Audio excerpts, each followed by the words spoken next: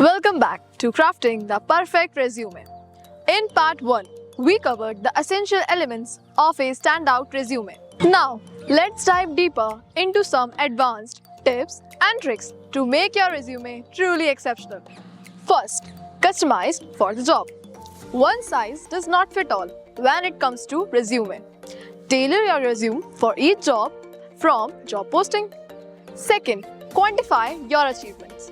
Instead of just listing your job duties, quantify your achievements with specific numbers.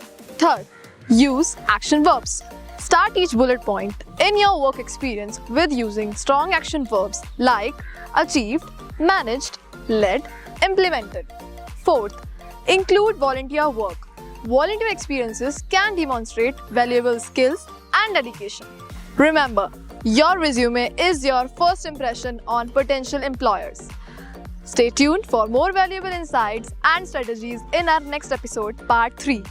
Crafting and perfect resume is an ongoing journey, and we are here to guide you every step of the way.